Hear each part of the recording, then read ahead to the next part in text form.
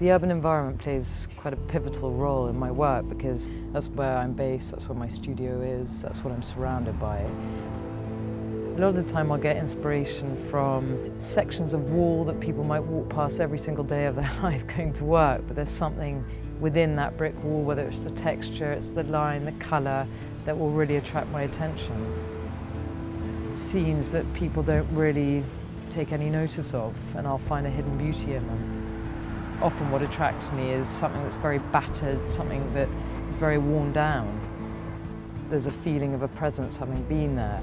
There's paint peeling from the walls, there's maybe a bit of wrought iron, there's all these different textures. The light that strikes those different textures will speak to me, and I'll therefore document it through photos or making a sketch.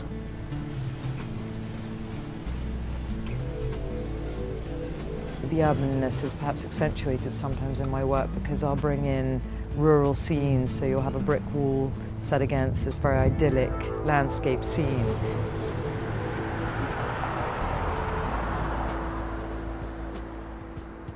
Graffiti is something that is exciting because, again, it refers to this idea of a passage of time, people coming by, adding their mark. Maybe there's a territorial element to it. You've got different groups. One puts up their stuff, the next comes along, whitewashes it, puts up his mark, and it's just it tells a story.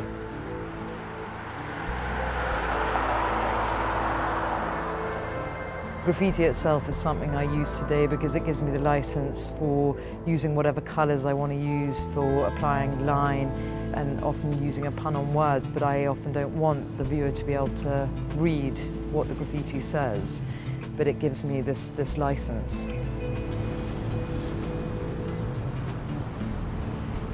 The work has evolved from being very, in a way, photorealist, so I would find smashed out buildings and just paint what I saw, to bringing in much more ideas that are just from the imagination, perhaps subconsciously from what I've seen around me, but it's not something literally I've taken a photograph of, painted it because there's something about it that's just really caught my attention.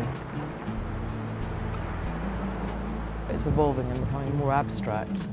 Where you might have seen a wall in one of the earlier pieces which was flat and painted with oils is now literally a wall that's built out of resin, cement, sand, and built up in something very, very tactile.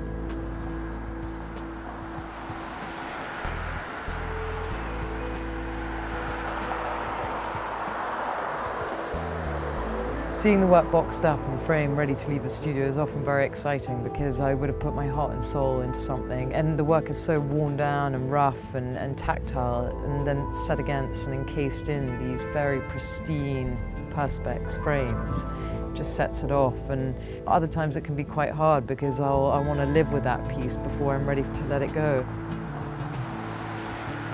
There's a burning passion within me that just sees things and wants to communicate them in a different language. You know, often if I could say exactly what it is that I'm painting, that would make the whole process of the painting and the sculpture obsolete, and I just get a pure pleasure from applying marks, from applying colour, from mixing and overlaying all of those elements together. It gives me huge satisfaction to try and communicate something through art which a lot of people would perhaps never even notice.